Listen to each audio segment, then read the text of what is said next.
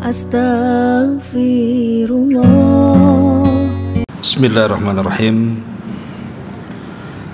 Assalamualaikum warahmatullahi wabarakatuh.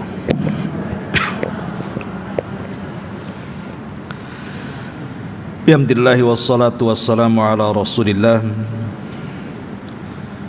wa ala alihi wa sahbihi wa mawalah wa la hawla wa la quwata illa billahi wa ba'du.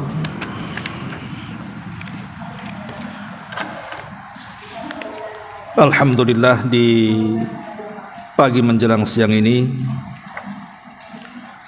Allah subhanahu wa ta'ala masih memberikan nikmatnya kepada kita sehingga kita bisa duduk bertalabul ilmi di Masjid Sukajadi, dan kita masih meneruskan kajian kita, masih membahas kitab 175 Jalan Menuju Surga. Dan pagi ini kita akan membahas poin ke-40 di halaman 90. Nabi akan mengambil tangannya dan memasukkan ia ke dalam surga. Sungguh bab yang sangat indah sekali bila kita sebagai umat Nabi sallallahu alaihi wasallam bisa ditarik tangan kita, kemudian Rasul masukkan kita ke dalam surga. Baik, kita akan baca hadisnya, baru kita jelaskan. Di sini disebutkan dalam hadis yang dikeluarkan At-Tabrani dan disahihkan oleh Syekh Albani rahimahullahu taala, Rasul sallallahu alaihi wasallam bersabda,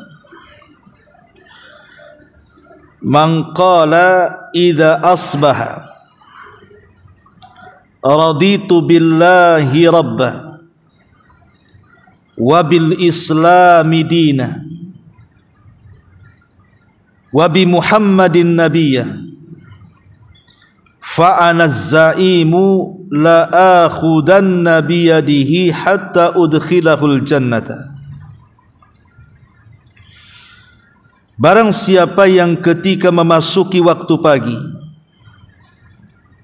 ia mengucapkan, "Aku redha Allah sebagai Rabbku, Islam sebagai agamaku, dan Muhammad sebagai nabiku," maka aku adalah penjamin baginya, sungguh aku akan mengambil tangannya sampai aku masukkan ia ke dalam surga.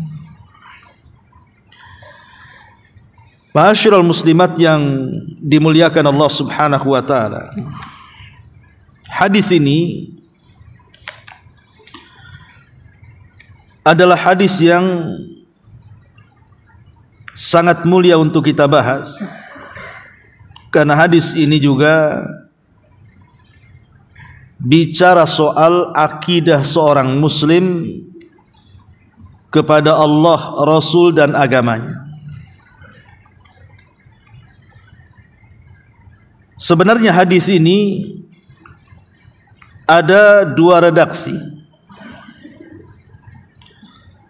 Pertama, hadis yang kita baca ini perintah Nabi sallallahu alaihi wasallam untuk dibaca setiap pagi dan dimasukkan pada zikir pagi.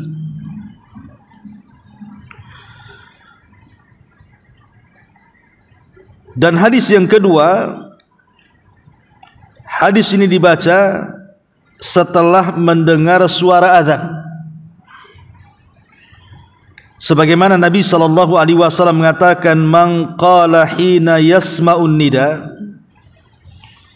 asyhadu an la ilaha illallah wa asyhadu anna Muhammadar Rasulullah raditu billahi rabba wa bil islami dina wa bi Muhammadin rasulah."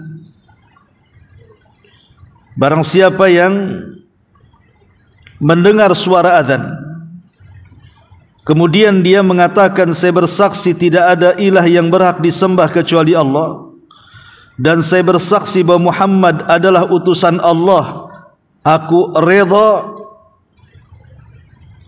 Allah sebagai Rabbku, Islam sebagai agamaku, dan Muhammad sebagai nabiku, wajabat lahul jannah, maka dipastikan dia masuk surga.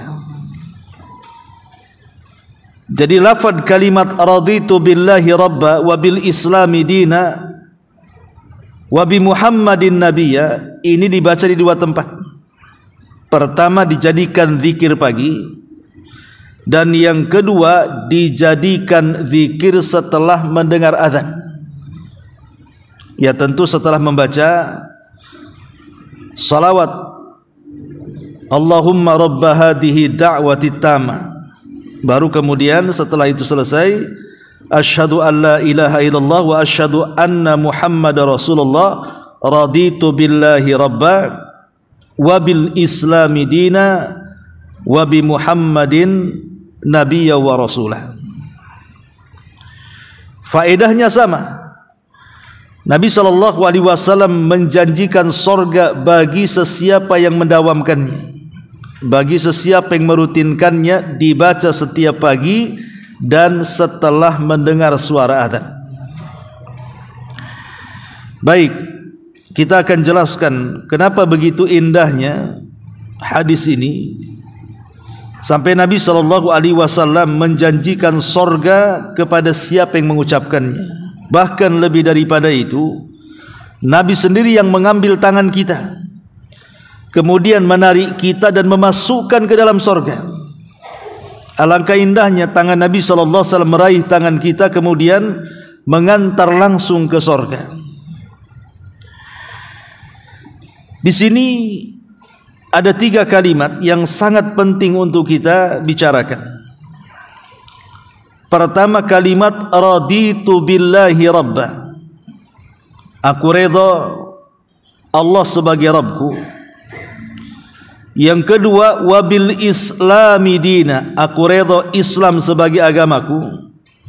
Dan yang ketiga, wabi Muhammadin nabiyya, aku redha Muhammad sebagai nabiku.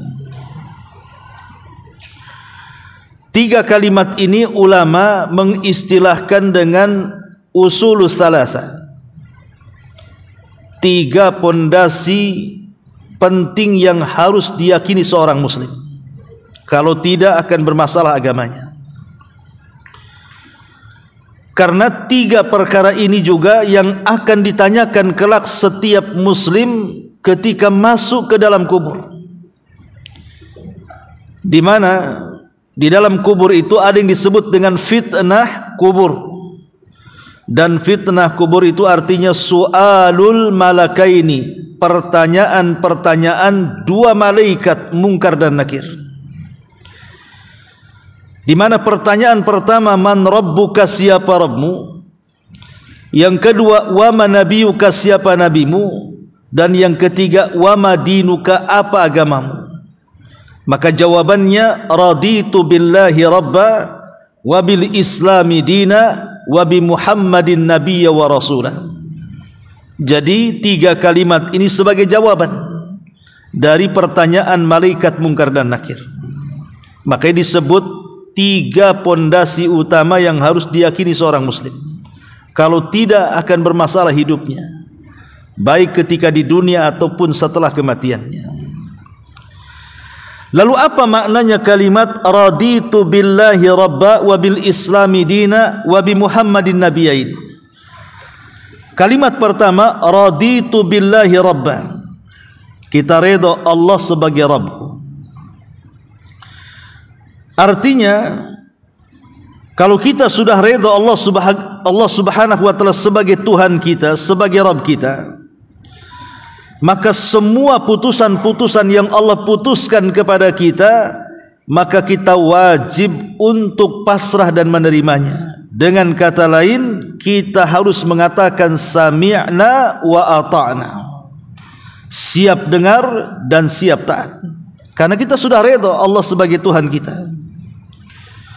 Berarti apapun yang diperintahkan Allah Subhanahu wa taala dari putusan-putusannya, baik dalam perintah itu ada sesuatu yang kita benci, baik dalam larangan itu ada sesuatu yang kita sukai, mau tidak mau kalau Allah perintahkan laksanakan, kalau Allah larang tinggalkan.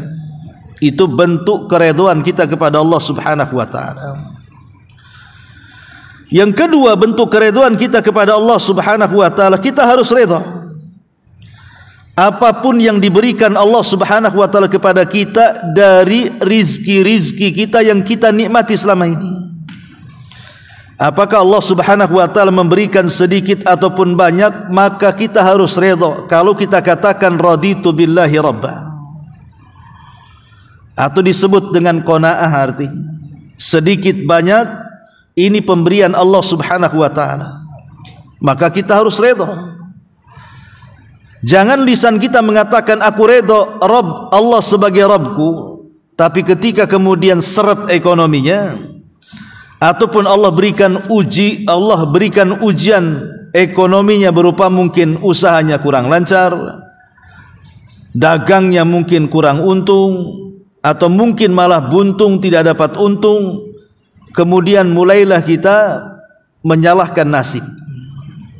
Itu orang yang tidak redha dengan pemberian Allah, artinya tidak redha Allah sebagai Rabbnya. Maka ini yang kedua, maksudnya yang pertama redha dengan seluruh putusannya, dan yang kedua redha dengan seluruh pemberiannya. Karena bagaimanapun Allah Subhanahu wa taala paham dengan makhluknya. Ketika Allah Subhanahu wa taala menahan sebagian rizki makhluknya dan melepaskan sebagian yang lainnya, berarti ada hikmah Rabbani yang kita tidak tahu. Tetapi yang jelas bahwa kalau kita katakan raditu billahi rabba, maka sedikit banyak dari rizki Allah Subhanahu wa taala wajib kita syukuri. Atau yang ketiga, maksudnya raditu billahi rabba, aku redha Rabb Allah sebagai Rabbku, maka apapun ujian yang Allah Subhanahu wa taala timpakan kepada kita, maka kita wajib bersabar. Karena bagaimanapun kita sudah mengikrarkan Allah adalah Rabb kita. Ketika Allah menimpakan penyakit umpamanya, atau ketika Allah Subhanahu wa taala mewafatkan orang-orang yang kita cintai umpamanya, maka kita harus redha. Kita harus redha dan rela, karena itu semua sudah kehendak dan masuk dalam qada dan qadar Allah Subhanahu wa taala. Kalau kita masih tidak rela dengan kematian orang yang kita cintai, atau masih tidak tabah dengan penyakit yang dideritanya, maka hakikatnya dia belum redha Allah sebagai Tuhannya. Karena bagaimanapun ketika Allah Subhanahu wa taala memberikan ujian kepada kita itu pasti ada sesuatu. Boleh jadi Allah hendak mengangkat derajat kita, boleh jadi Allah hendak menghapuskan dosa-dosa kita, atau boleh jadi Allah sedang menegur kita supaya kembali kepada Allah Subhanahu wa taala. Kita tidak tahu. Tetapi karena kita sudah mengatakan raditu billahi rabba, maka kita wajib redha dan pasrah dengan qada dan qadar Allah Subhanahu wa taala. Itu makna raditu billahi rabba. Ma'asyiral muslimin muslimat yang dimuliakan Allah Subhanahu wa taala. Kemudian yang kedua, wabil islami dina, aku redha Islam sebagai agama. Kalau sudah redha Islam sebagai agama, berarti kita tidak boleh mencari agama di luar daripada Islam. Karena agama di luar daripada Islam itu semua di atas kebatilan. Hanya satu-satunya agama yang Allah rela dan redha itu hanya Islam, dan itu berdasarkan firman Allah Azza wa Jal, inna dina indallahil Islam. Sesungguhnya agama yang paling diridhai Allah hanyalah Islam. Bahkan Allah mengancam dalam ayat yang lain, wa man yabtaghi ghairal islami dinan falan yuqbala minhu wa huwa fil akhirati minal khasirin. Siapa yang mencari agama di luar daripada Islam, selain daripada dia akan dileburkan amalannya dengan cara menjadi orang-orang yang rugi. Agama yang dipeluknya pun tidak akan diterima Allah Subhanahu wa taala. Dari sini yang dimaksud kata-kata wabil islami dina, aku redha Islam sebagai agamaku, artinya jangan mencari agama di luar Islam. Kalau masih mencari agama di luar Islam, atau masih memuji aturan-aturan agama di luar Islam, atau berusaha untuk mencampur adukan aturan Islam dengan aturan di luar daripada Islam, berarti sebenarnya dia belum redha dengan Islam. Kalau sudah redha dengan Islam, ya ikuti aturan Islam saja, jangan mengikuti aturan di luar Islam, atau mengadopsi ajaran-ajaran di luar dari Islam dimasukkan ke dalam Islam. Karena Islam sudah sempurna, tidak perlu menambah, tidak perlu dikurangi, dan bentuk ridha kita kepada Islam mencukupkan Islam dengan seluruh aturannya kepada kita.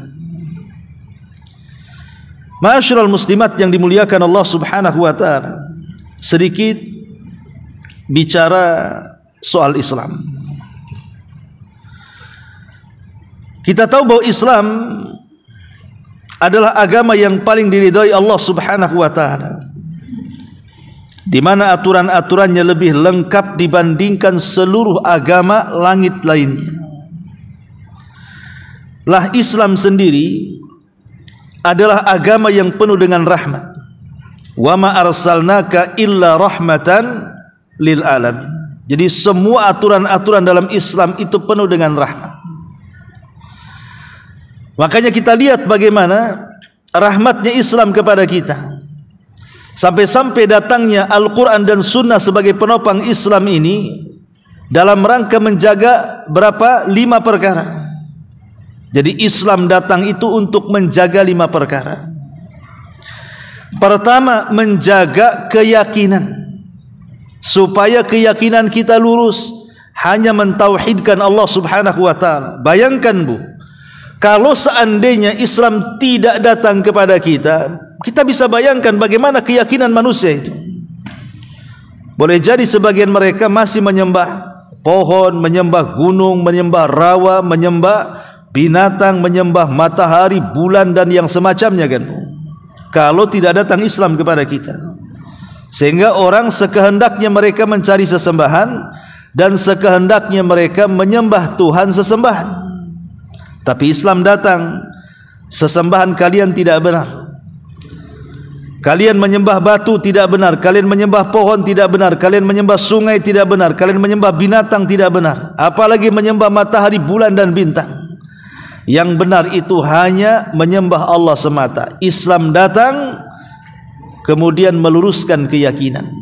Ini yang pertama.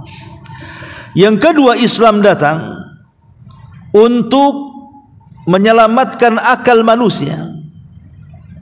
Coba kalau seandainya Islam tidak datang, kemudian manusia menghalalkan khamr, menghalalkan narkoba, menghalalkan minuman-minuman yang beralkohol dan memabukkan, gimana coba kondisi masyarakat?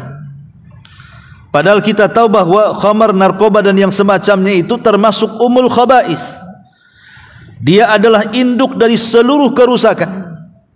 Awalnya sadar, kemudian mabuk, hilang akal. Namanya orang hilang akal itu Bu, biasanya lisannya tidak bisa terjaga. Entah mencaci maki orang, menggibah orang, menghina orang, mencaci orang, dan begitu seterusnya. Belum tangannya bisa memukul orang, membunuh orang, menyakiti orang, dan lain sebagainya. Tapi Islam datang mengharamkan, tidak boleh minum khamr ataupun meminum yang sejenisnya, narkoba dan yang semacamnya. Jadi Islam datang menjaga akal tetap sehat, sehingga dilarang hal-hal yang bisa merusak akal. Kemudian yang ketiga, Islam datang untuk menjaga nasab. Coba bayangkan kalau seandainya Islam tidak datang, betapa banyak tuh anak-anak hasil zina berserak di mana-mana. Tapi Islam tidak mengakui. Makanya Islam memerintahkan adanya pernikahan, supaya anak yang dilahirkannya betul-betul menjadi anak turunannya yang sah secara syar'i dan secara biologis. Kalau seandainya tidak datang Islam, seperti umat jahiliyah, akhirnya terkadang satu wanita entah berapa bapaknya. sehingga anak itu tidak dipastikan anak siapa ini. Tapi datangnya Islam tidak, anak ini harus ada bapa dan ibunya secara sah dan menikah secara Islam. Maka Islam menjaga nasab, akhirnya diketahui siapa ayahnya dan siapa ibunya. Kemudian yang keempat, Islam datang menjaga harta. Kalau seandainya Islam tidak datang, macam mana dengan harta kaum muslimin? Boleh jadi mungkin sesama mereka saling merampok, saling mencuri, saling mengambil, dan begitu seterusnya. Tapi Islam datang menjaga harta. Tidak boleh kita mengambil harta orang kecuali karena kerelaannya, apalagi sampai kemudian mencopet, merampok, korupsi dan yang semacamnya. Kemudian yang terakhir, Islam juga datang membawa penjagaan terhadap kehormatan. Makanya kenapa Islam melarang kita tidak boleh ghibah, karena kehormatan seorang muslim itu penting. Tidak boleh mencaci, memaki, menghina, mengadu domba dan yang semacamnya, karena kehormatan seorang muslim itu penting. Inilah kenapa kemudian indahnya Islam, karena menjaga 5 perkara ini. Makanya kenapa kita redha Islam sebagai agama kita, karena isi Islam itu semua membawa maslahat dan mencegah madarat. Agama yang membawa maslahat dan mencegah madarat itu hanya Islam. Begitu juga selain daripada Islam itu agama yang penuh rahmat, Islam juga agama yang penuh dengan kemudahan, agama samha. Walaupun secara lahiriah nampaknya berat ya orang masuk Islam itu, harus sholat 5 waktu, puasa, kemudian zakat, haji dan yang semacamnya. Sesungguhnya syariat Islam itu tidak sekaku yang mereka tuduhkan, tidak. Ada keringanan. Seperti orang kalau sholat tidak sanggup berdiri, suruh duduk. Kalau sudah tidak sanggup duduk, suruh berbaring, kan begitu ya. Atau orang berwudu tidak ada air, suruh tayamum. Atau orang yang ingin pergi haji tidak sanggup, maka gugurlah kewajibannya. Kalau orang safar, sholat dijamak dari 4 rakaat jadi 2 rakaat.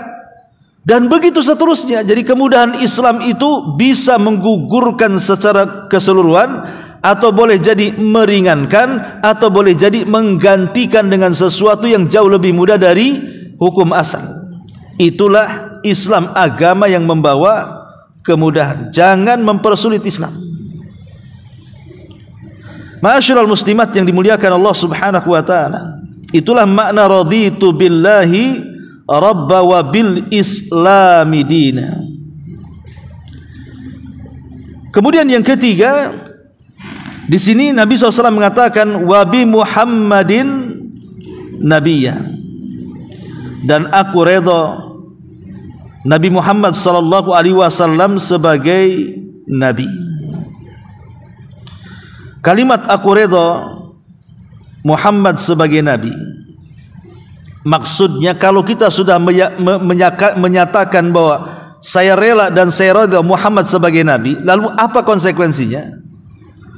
Konsekuensinya pertama, harus tunduk dan patuh dengan nabi, menerima secara mutlak. Jadi apapun yang diperintahkan Nabi SAW tidak boleh kita tolak. Apakah itu dalam bentuk perintah wajib atau dalam bentuk perintah sunnah, maka kita tidak boleh membantahnya. Yang kedua, konsekuensinya kalau kita redha Muhammad sebagai nabi, apapun yang dihabarkan Nabi SAW wajib dibenarkan. Mau habar itu masuk akal atau tidak, mau habar itu bisa dicerna atau tidak, diketahui hikmahnya atau tidak, pokoknya kalau Nabi sudah menghabarkan, kita katakan shadaq, maka dia telah benar. Karena begini Bu, ada hadis-hadis Nabi SAW itu terkadang bagi yang cetek pengetahuannya atau terbatas pengetahuannya, seolah-olah hadis Nabi SAW itu dibuat-buat, diakal-akali. Contoh umpamanya hadis tentang lalat. Kata Nabi SAW, kalau kita sedang minum, ibu minum kopi atau teh, tiba-tiba hinggap lalat masuk pula ke dalam teh dan kopi itu. Apa kata Nabi? Kata Nabi, celupkan lalat itu sekalian ke dalam air kopi atau ke dalam air teh, kemudian diambil buang minum airnya. Ada orang yang berpikir, ini hadis apa ini? Kenapa harus diminum airnya dan tidak dibuang? Bukankah air itu sudah penuh dengan kotoran dari lalat? Bukankah lalat itu hinggap di sampah-sampah dan kotoran-kotoran? Kenapa kemudian masih boleh bisa diminum bekas lalatnya, dan kita harus pula meminumnya setelah dicelupkan pula lalatnya? Kata Nabi SAW, karena di satu sayapnya terdapat penyakit dan di satu sayapnya terdapat penawarnya. Makanya kalau lalat terbang itu biasanya miring dia. Miring mencelupkan yang ada racunnya. Kemudian yang ada penawarnya dia ke atas. Itu memang lalat seperti itu. Itu menurut ahli lalat. Ya. Ibu tengok di YouTube lah. Ya. Bagaimana lalat itu kalau hinggap di air, pasti sayap racunnya yang tenggelam dulu, sayap penawarnya itu ke atas dia. Makanya kata Rasul, celupkan tuh, gitu ya, supaya penawarnya bisa mengatasi racunnya. Ada orang-orang enggak percaya, padahal jelas hadis ini sahih, dikeluarkan Bukhari, Muslim kan, itu jelas kan hadis sahih. Tapi logikanya bermain, ini hadis apa ini katanya? Ini hadis enggak benar, lalat itu hidupnya di kotoran. Mana ada satu penawar satu racun. Tetapi bagi orang yang luas pengetahuannya, mereka meneliti, betul enggak hadis Nabi ini? Akhirnya diteliti di lab, rupanya memang benar. Terkadang racun itu penawarnya di situ juga kan gitu. Padahal Nabi SAW di zaman itu kan enggak ada lab di zaman Nabi SAW. Gimana meneliti lalat itu? Tapi karena yang diwahyukan kepada Nabi datang dari Allah Subhanahu wa taala, dipastikan itu sebuah mukjizat kenabian, pasti benar. Ya. Okelah seandainya tidak ada dokter yang meneliti apakah di satu sayapnya ada penyakit, di sayap satunya ada penawarnya. Maka kalau kita sudah mengatakan saya rela, saya redha Muhammad sebagai nabiku, mau diketahui atau tidak alasannya, wajib kita benarkan. Begitu maknanya. Ya. Atau ketika Nabi SAW bercerita tentang kejadian-kejadian di masa depan, prediksi-prediksi Nabi SAW di masa depan akan terjadi ini, akan terjadi itu. Boleh jadi kalau orang mendengarnya kayak cerita, jadinya kayak dongeng. Tetapi kalau kita sudah mengatakan saya redha Muhammad sebagai nabiku, maka jangan dianggap cerita dan dongeng. Kita katakan pasti terjadi. Apa yang dikatakan Nabi selama sahih hadisnya pasti terjadi. Contoh umpamanya Rasul ketika menyebutkan 10 tanda kiamat umpamanya. Yang pertama munculnya Dajjal. Kemudian yang kedua, setelah Dajjal turunnya Isa bin Maryam. Kemudian setelah turunnya Isa bin Maryam munculnya Ya'juj wa Ma'juj. Kemudian setelah munculnya Ya'juj wa Ma'juj terjadi gelap langit yang dipenuhi dengan asap atau disebut dengan duhan. Kemudian yang kelima, setelah itu tiba-tiba matahari terbit dari arah barat. Kemudian yang keenam, setelah matahari terbit dari arah barat, muncul binatang yang melata dari perut bumi, tahu-tahu bicara dan menstempel setiap dahi manusia. Yang mukmin bercahaya dan yang kafir langsung menghitam dan hilang cahayanya. Kemudian setelah itu yang ketujuh muncul gempa. Muncul gempa dari yang keenam muncul gempa dari arah timur. Kemudian yang ketujuh disusul dengan gempa arah barat. Kemudian disusul dengan gempa di Jazirah Arab dan diakhiri dengan api yang keluar dari perut Aden Yaman, kemudian menyatu dengan api yang keluar dari perut Hijaz, kemudian menggiring manusia sampai ke negeri Syam. Kemudian kiamat dibangkitkan. Ini kalau kita dengarkan gitu kan, ini kayak cerita, Bu. Kalau kita nggak yakin, ini ngapain ini orang ini kok cerita-cerita kayak gini? Kayak nggak mungkin terjadi kan gitu. Tapi Nabi SAW sudah mengatakannya dan kita sudah berikrar bahwa aku redha Muhammad sebagai nabiku, maka masuk di akal ataupun tidak, terkesan dongeng ataupun tidak, wajib kita mengatakan telah benar ucapan Nabi sallallahu alaihi wasallam. Wa sadaqa rasuluhul amin. Maka benarlah ucapan Rasul yang mulia lagi penuh dengan amanah. Jadi kalau kita sudah mengikrarkan wabi Muhammadin nabiyya, maka apapun yang dihabarkan Rasul wajib dibenarkan. Ini yang ketiga. Yang kedua. Kemudian yang ketiga, kalau kita sudah mengatakan bahwa Muhammad adalah aku redha Muhammad sebagai nabiku, maka apapun yang dilarang oleh Nabi sallallahu alaihi wasallam wajib ditinggalkan. Apapun yang dilarang, baik dalam bentuk haram ataupun makruh, tinggalkan. Kalau sudah Nabi melarang sesuatu, tinggalkan. Jangan berfikir kenapa dan kenapa, karena kita sudah mengikrarkan Muhammad sebagai Nabi. Kemudian yang keempat, kalau kita sudah mengikrarkan Muhammad sebagai Nabi, berarti kita tidak boleh menyembah Allah kecuali setelah ada tuntunan dari Rasulullah. Jangan membuat tuntunan sendiri yang tidak diajarkan Rasulullah. Karena kita sudah redha Muhammad sebagai Nabi, berarti saat kita menyembah Allah Subhanahu wa taala tidak boleh keluar dari cara Nabi sallallahu alaihi wasallam menyembah Allah Subhanahu wa taala.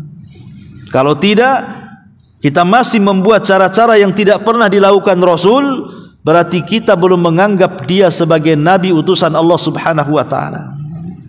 Ini yang harus dipahami tentang makna raditu billahi rabba wa bil islami dina wa bi Muhammadin nabiyya wa rasulah. Ma'asyiral muslimat yang dimuliakan Allah Subhanahu wa taala. Lalu faedah hadis ini apa? Pertama, faedah hadis ini al-hathu ala qawli hadzal du'a wa bayanu thawabil mutarattab alaihi. Di sini ada anjuran untuk senantiasa membaca doa ini. Rasul menganjurkan sekali membaca doa ini. Kapan dibaca? Jadikan pertama zikir pagi dan yang kedua jadikan setelah azan. Ini faedah yang pertama. Faedah yang kedua, ar-ridha billahi rabban yatadhammanu alla ya'bud al-mar'u ghairahu subhanahu. Tanda yang pasti seseorang itu sangat redha dengan Allah sebagai Rabbnya adalah dia tidak menyembah kecuali kepada Allah, dan dia akan singkirkan seluruh sesembahan selain daripada Allah Subhanahu wa taala, alias tauhid. Kalau kita sudah mengatakan aku redha Allah sebagai Tuhanku, maka kita wajib mentauhidkan Allah Subhanahu wa taala, baik dalam rububiyah, baik dalam uluhiyah ataupun al-asma wa sifat. Kemudian yang ketiga, ar-ridha bi Muhammadin sallallahu alaihi wasallam nabiyya wa rasulah yatadhammanu ta'atuhu alaihi salatu wassalam wal inqiyadu li sunnati. Kalau kita sudah mengikrarkan redha dengan Muhammad sebagai nabi kita dan rasul kita, maka kita harus melakukan ketaatan secara mutlak kepada Nabi dan harus melakukan ketundukan secara mutlak kepada sunnah-sunnah yang diajarkan Nabi. Karena begini, tidak ada manusia yang layak dicontoh dalam masalah ketaatan kepada Nabi sallallahu alaihi wasallam dan juga ketundukan kepada sunnah melebihi para sahabat. Dahulu di zaman para sahabat, ada seorang sahabat namanya Handalah. Handalah itu seorang sahabat yang dibesarkan ruhnya oleh para malaikat. Kenapa demikian? Saat dia menikah dengan istrinya, di malam pertama dia melakukan hubungan suami istri, dan itu yang ditunggu-tunggu semua anak-anak muda ketika berkeinginan untuk menikah. Tetapi setelah melakukan hubungan itu, tiba-tiba datang seruan dari Nabi SAW agar anak-anak muda berkumpul dan harus terlibat dalam peperangan jihad di jalan Allah. Handalah tidak berfikir, langsung dia izin kepada istrinya dan dia lupa belum melakukan mandi junub, langsung berbaris dia. Kemudian tiba-tiba masuk dalam pertempuran dan Allah nyatakan syahid. Makanya dia belum sempat mandi besar. Disitulah malaikat datang dari mana-mana rebutan ruhnya, kemudian dimandi besarkan ruhnya oleh para malaikat. Maka disebut Handalah ghasilul malaika, Handalah yang dimandi besarkan para malaikat. Syahidnya adalah bagaimana seorang Handalah di malam pertama dia tinggalkan istrinya, di waktu senang-senangnya, di waktu hal yang memang diinginkan semua anak-anak muda, ingin lama bersama istri yang baru dinikahinya, tapi seruan Allah dan Rasulnya lebih diutamakan dibandingkan seruan malam pertamanya. Begitulah para sahabat Nabi SAW, ketaatannya luar biasa, melebihi siapapun. Makanya wajar mereka itu hidup di generasi terbaik umat ini. Kemudian juga ada kisah yang luar biasa. Ada seorang sahabat namanya Julaibib radhiyallahu anhu. Julaibib ini sudah tampangnya tidak ada tampan-tampannya, tidak punya nasab dan juga kehormatan di tengah-tengah kaumnya. Memang luar biasa kondisi hidupnya, susah, melarat dan memprihatinkan. Julaibib orangnya hitam, pendek, keriting, pesek gitu ya. Tidak punya rumah, sembarang tidurnya. Tidak punya pekerjaan, dia hanya dikasih-kasih orang. Susah hidupnya Julaibib ini. Entah kenapa satu hari Nabi SAW memanggil dia dan mengatakan, "Ya Julaibib, kau sudah kawin?" Ya. Julaibib tidak mengatakan belum, tetapi dia menjawab, "Ya Rasulullah, mana ada wanita yang mau denganku?" Lihat jawabannya. Ya. Jadi Julaibib ketika ditanya, "Apakah engkau sudah menikah?" Jawabannya itu bukan belum wahai Rasul, tolong carikan. Enggak begitu jawabannya. Dia malah menjawab, "Ya Rasul, mana ada wanita yang suka denganku," katanya. Kenapa? Dia tahu diri namanya ya. Karena memang fisiknya juga tidak tampan, dia juga tidak punya harta, dan dia tidak punya nasab yang baik. Bahkan saking miskinnya, sahabat tidak kenal dia. Sampai hari kedua dipanggil lagi. Julaibib mau nikah. Kata Julaibib, "Ya Rasul, mana ada wanita mau dengan aku?" Sampai 3 kali marah Julaibib. "Rasul, sudah kukatakan, mana ada wanita yang mau denganku?" Kata Rasul, "Ada yang mau denganmu," katanya. Kata Nabi SAW, "Kalau begitu kau berangkat wahai Julaibib, datang ke rumah nomor sekian di gang sekian di tengah-tengah kota Madinah. Ketuk rumah itu, bilang sama orang tuanya, 'Saya adalah utusan Nabi, tolong nikahkan putrimu dengan aku.'" Akhirnya Julaibib pun, karena itu perintah Nabi, berangkat dia. Dicarinya tuh alamat rumah itu. Setelah ketemu, diketuk rumahnya. Rupanya yang membuka ayahnya. Ayahnya si wanita tadi. Kata ayahnya, "Ngapain kau Julaibib ke sini?" Kata Julaibib, "Wahai fulan, aku ini utusan Nabi. Kata Nabi, nikahkan putrimu dengan aku." Kata ayahnya, "Ya Julaibib, kalaupun mau bukan untukmu, pasti ku cari yang lainnya," katanya. "Tapi karena ini perintah Nabi, tunggu dulu saya diskusikan dengan istriku," katanya. Dipanggilnya istrinya. Istrinya pun ngomel, "Kenapa Rasul tidak mengutus Abu Bakar, Umar, Utsman atau sahabat yang lain? Kenapa mesti Julaibib?" katanya. Ya memang kondisi Julaibib seperti itu. Rupanya perdebatan antara Julaibib dengan ayah ibu wanita tadi kedengaran ke kamar. Didengarlah oleh wanita itu. Ya wajar saja ibunya menolak, ayahnya menolak, karena wanita itu wanita tercantik di kota Madinah. Sementara Julaibib terjelek pula di kota Madinah, termiskin di dunia kan gitu ya. Ya wajarlah orang tuanya menolak. Ya. Tapi wanita cantik ini, satu-satunya wanita paling cantik di kota Madinah ini, bukan hanya cantik secara paras, tapi cantik pula secara akal.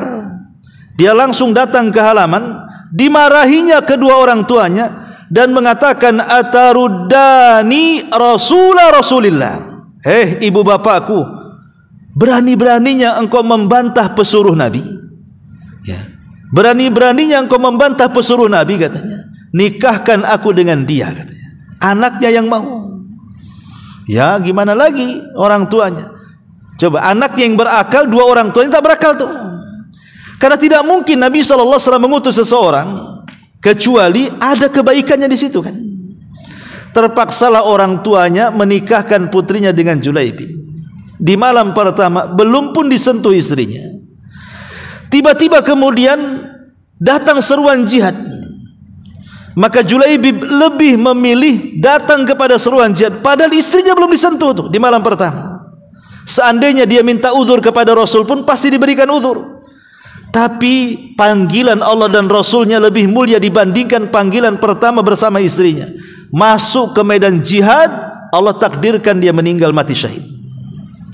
Setelah perang usai, Nabi SAW mengecek pasukan, berapa orang yang korban, berapa orang yang hidup, berapa orang yang terluka, dan begitu seterusnya. Kemudian kata pimpinan pasukannya, sekian. Kata Rasul, ada satu yang kurang. Kata pimpinan perang, sudah lengkap wahai Rasul, yang luka sekian, yang mati sekian, yang hidup sekian. Kata Rasul, tidak, ada satu yang kurang, katanya. Maka kemudian pemimpin ini mengatakan, siapa ya Rasul? Saya sudah mengecek semuanya, enggak ada yang kurang. Maka Rasul mengatakan, ada. Aina Julaibib? Mana Julaibib, katanya. Aku tidak melihat dalam korban yang mati syahid atau yang terluka atau yang menghidup. Aina Julaibib? Bayangkan di tengah pasukan saja sampai tidak kenal Julaibib itu, karena saking miskinnya. Maka Rasul mencari-cari jasadnya Julaibib. Rupanya ketika Julaibib mati syahid, di sekitarnya ada 7 orang musyrik yang mati dengan pedangnya. Jadi dia berhasil membunuh 7 orang dengan pedangnya. Kemudian terakhir dia yang dibunuh oleh musuh. Dan jarang-jarang sahabat bisa membunuh sebanyak itu. Ya. Makanya Nabi SAW langsung datang kepada Julaibib, meletakkan kepala di paha Nabi. Langsung Rasul dengan menangis dan mengatakan di hadapan para sahabat, sungguh Julaibib bagian daripada diriku dan aku bagian daripada dirinya. Lihat bagaimana kemuliaan. Dari situlah nama Julaibib terkenal menjadi sahabat yang luar biasa, yang tadinya tidak dikenal karena kefakirannya, karena ketidaktampanannya, karena tidak memiliki nasabnya, tapi karena dia orang pilihan Nabi SAW dengan ketakwaannya, dia menjadi selebritis langit, dikenal setelahnya. Ini contoh umpamanya bagaimana yang ingin saya katakan adalah bagaimana wanita cantik tadi dia menerima Julaibib yang seperti itu. Padahal kalau dia mencari laki-laki kaya, laki-laki yang tampan, laki-laki yang bernasab dan berhasab yang baik, mudah bagi dia karena wanita tercantik Madinah. Tetapi karena Julaibib diutus oleh Rasul, maka dia hanya mengatakan sami'na wa ata'na, dan dia mengatakan kepada kedua orang tuanya, nikahkan aku dengan dia. Itulah kehebatan para sahabat. Kalau sudah putusan Allah dan Rasulnya, tidak ada kata sami'na wa tafakkarna, mendengar pikir-pikir dulu, enggak. Sami'na wa ata'na, mendengar siap laksanakan. Begitulah para sahabat.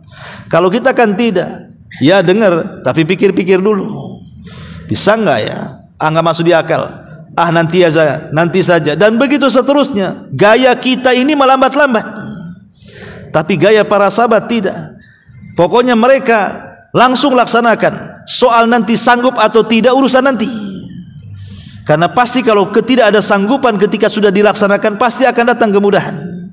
Begitulah cara pandang para sahabat Nabi SAW, karena mereka yakin bahwa kalau sudah mengikrarkan aku redha Muhammad sebagai Nabi, maka apapun yang datang dari Nabi wajib taat dan wajib pasrah dengan putusannya. Dan banyak kisah-kisah yang lain. Atau contohlah satu kisah lagi yang menarik, kisah Zainab bintu Jahsin. Zainab bintu Jahsin ini kan dulunya bekas istrinya Zaid ibn Haritha. Sementara Zaid ibn Haritha itu anak angkat Nabi. Jadi Nabi SAW mengatakan kepada Zaid anak angkatnya, wahai Zaid, kau sudah dewasa, kau sudah waktunya menikah. Lah Zaid ini kan dulunya budak berkulit hitam, dihadiahkan oleh Khadijah kepada Rasul supaya jadi anak angkat.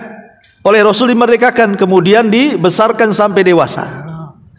Setelah dewasa Rasul menawarkan agar dia menikah. Kata Zaid, ya Rasul, kau hendak menikahkan aku dengan siapa? Kata Rasul, tenang saja, akan kucarikan wanita terbaik. Maka Nabi SAW mendatangi seorang wanita yang sangat cantik, berbudi luhur dan memiliki karisma yang luar biasa dari keluarga terhormat. Namanya Zainab bintu Jahsin. Datang Rasul ke rumah Zainab. Seluruh keluarga Zainab senang dengan kedatangan Rasul. Disangkanya Rasul meminang untuk dirinya. Maka mereka pun setuju kalau Rasul yang mau, kan begitu. Tapi setelah Rasul menjelaskan bahwa dia meminang Zainab itu bukan untuk dirinya, tapi untuk anak angkatnya, semua keluarga Zainab menolak, termasuk Zainab. Saya pikir untuk dirimu wahai Nabi, rupanya untuk anak angkatmu. Menolak mereka. Kenapa? Ya tahu posisi Zaid ini dulunya mantan budak. Yang kedua, tidak punya ketampanan sama sekali. Dia hanya anak angkat Nabi SAW saja. Tetapi ketika itu turun ayat menegur keluarga Zainab bintu Jahsin ini. Apa ayatnya?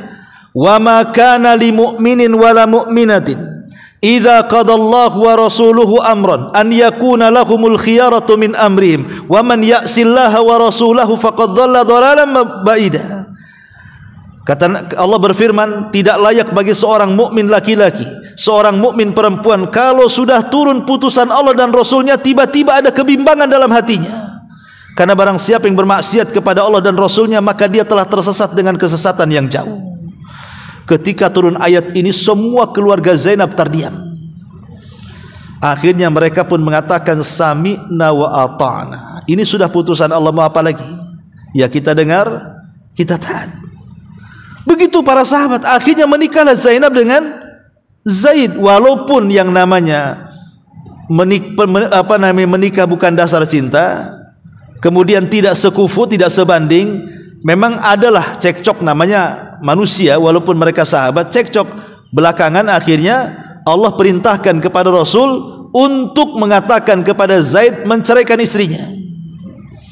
Maka diceraikanlah kemudian oleh Zainab ini. Setelah masa iddahnya selesai, turun lagi ayat perintah kepada Nabi SAW untuk menikahi Zainab. Jadi berbelit-belit tuh, ya. Kenapa Nabi SAW diperintahkan Allah untuk Zaid menceraikan, setelah masa iddahnya habis malah Allah memerintahkan Rasul menikahi Zainab, gitu ya.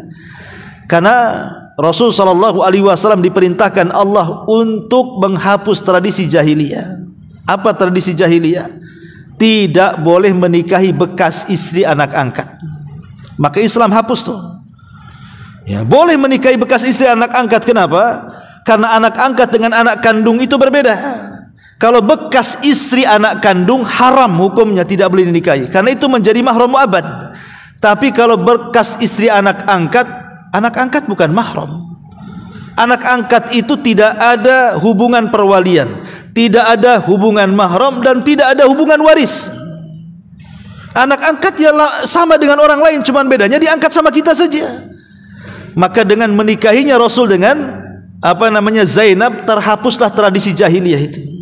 Yang ingin saya katakan adalah bagaimana keluarga Zainab ketika turun ayat putusan Allah dan Rasulnya langsung mengatakan samina wa atona dan siap menikah dengan Zaid. Di sini menunjukkan apa? Ketundukan mutlak para sahabat kepada perintah Allah dan Rasulnya. Itu makna dan aku reda Muhammad sebagai agamaku.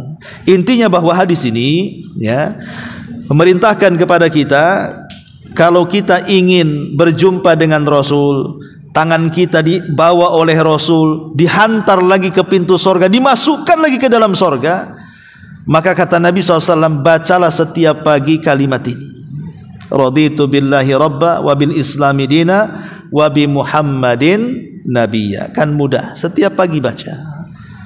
Alangkah indahnya Rasul mengambil tangan kita, memasukkan ke dalam sorga. Nikmat mana lagi yang akan diperoleh seorang mukmin melebihi masuk ke dalam sorga dan dituntun oleh tangan Nabi sallallahu alaihi wasallam. Wallahu a'lam. Mungkin ini yang bisa sampaikan. Baik, sampai di sini. Kalau ada yang bertanya silakan, kalau enggak kita tutup.